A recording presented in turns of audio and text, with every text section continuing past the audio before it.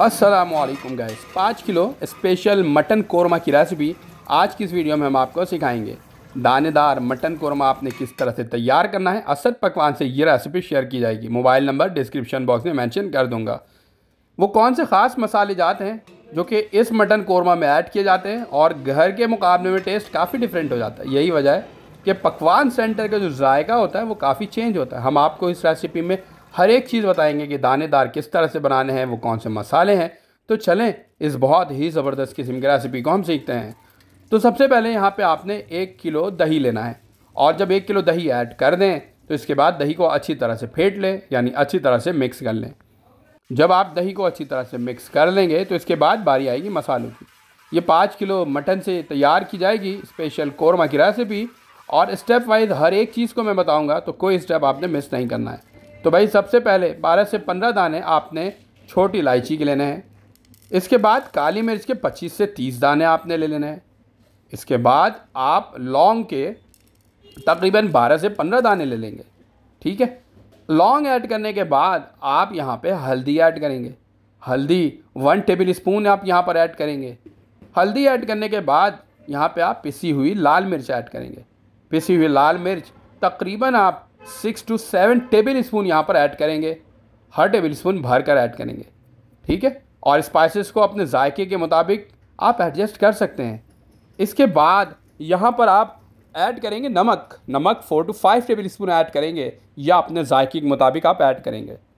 इसके बाद यहाँ पे अदरक लहसुन का पेस्ट ऐड कर दिया जाएगा और यहाँ पे 3 टेबल स्पून आपने अदरक लहसुन का पेस्ट ऐड करना है। 3 टेबल स्पून अदरक लहसुन का पेस्ट ऐड करने के बाद यहाँ पर आप पिसी हुई धनिया ऐड करेंगे। पिसी हुई धनिया यहाँ पे आप 5 टेबल स्पून भरकर ऐड करेंगे। पिसी हुई धनिया है ये, और ये जो मसाले हैं फिर देग में ऐड कर देंगे। बहुत ही ज़बरदस्त किस्म की रेसिपी है, ऑथेंटिक रेसिपी है। ख़ास बात यह है कि ओरिजिनल रेसिपी है, 100% ओरिजिनल रेसिपी है। इसे जब घर पर आप बनाएंगे तो 100% आपके तमाम मेहमानों को बहुत ज़्यादा पसंद आएगी ये रेसिपी। और अगर ये रेसिपी पसंद ना आए तो हमें फीडबैक पर ज़रूर बताइएगा, और मैं 100% श्योर हूँ कि ये रेसिपी ज़रूर पसंद आएगी और आपसे लोग ज़रूर पूछेंगे कि आपने किस पकवान से बनवाया है। तो भाई जायका ऐसा है जो मैं आपको शेयर नहीं कर सकता। अब यहाँ पे आपने जो है कुकिंग ऑयल ऐड कर देना है। यहाँ पे 1 लीटर कुकिंग ऑयल ऐड किया गया है। 1 लीटर कुकिंग ऑयल ऐड किया गया है। आप देख सकते हैं कि कुकिंग ऑयल भी ब्रांडेड यहाँ पर इस्तेमाल किया जाता है। तो भाई अगर आपने इनको किसी चीज़ का ऑर्डर करना हो तो इनके मोबाइल नंबर डिस्क्रिप्शन बॉक्स में मेंशन कर दूंगा। आप वहाँ पर जाकर इनसे कांटेक्ट करके इनसे मुख्तलिफ़ किस्म के जायकेदार पकवान की रेसिपी और ऑर्डर कर सकते हैं। 4 से 5 मिनट के लिए अच्छी तरह से मसालों को हाई फ्लेम पर भूना है हमने। जब 4-5 मिनट अच्छी तरह से आप मसालों को अच्छी तरह से भून लें, इसके बाद यहाँ पे 5 किलो आपने मटन ऐड कर देना है। याद रहे कि मटन ऐड करने से पहले 4 से 5 मिनट के लिए मसालों को अच्छी तरह से भून लें, वो भी हाई फ्लेम पर। अब मटन ऐड करने के बाद हाई फ्लेम पर 4 से 5 मिनट के लिए मज़ीद भूनें। जब 4 से 5 मिनट के लिए हाई फ्लेम पर आप भून लें और ये बॉइलिंग टेम्परेचर पर चला जाए तो इसके बाद इसे कवर करेंगे और लो फ्लेम पर इसे कुक करेंगे। लो फ्लेम पे तकरीबन 1.5 से 2 घंटे के लिए कुक करेंगे, जब तक कि गोश्त गल ना जाए। अगर आपको लगता है कि गोश्त में अब भी कसर बाकी है, अब भी नहीं गला है, तो थोड़ा सा पानी ऐड करके कुछ देर मज़ीद रख सकते हैं ताकि गोश्त गल जाए। ठीक है, कोशिश करें 2 दांत के जानवरों का गोश्त इस्तेमाल करें ताकि वो जल्द से जल्द गल जाए। अमूमन लो फ्लेम पर 1.5 से 2 घंटे में गोश्त गल जाता है। बाज़ दफ़ा गोश्त ज़्यादा टाइम भी ले लेता है। अब यहाँ पे प्याज ऐड कर देना है। तकरीबन 2 घंटा गुजर चुका है और गोश्त अच्छी तरह से गल चुका है। यहाँ पे तली हुई प्याज 100 ग्राम यहाँ पर ऐड कर दिया है। 100 ग्राम तली हुई प्याज जो कि अच्छी तरह से मैश किया हुआ है ऐड किया है। मज़ीद हमने यहाँ पे थोड़ा सा प्याज ऐड किया है। ठीक है, और ये तली हुई फ्राइड अनियन है।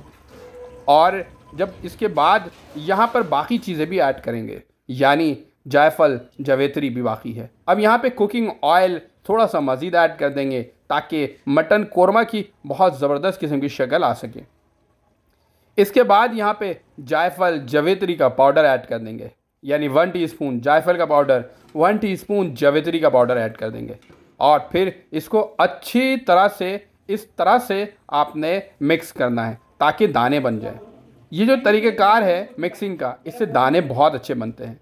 हर कुछ देर के बाद देखेंगे आप कि देगों को अच्छी तरह से हिलाकर दाने बनाए जाते हैं और हाई फ्लेम के ऊपर दाने बनाए जाते हैं। ठीक है, जब कभी चम्मच की मदद से चला के, कभी देगों को हिलाकर, तो इससे दाने बहुत अच्छे बनते हैं।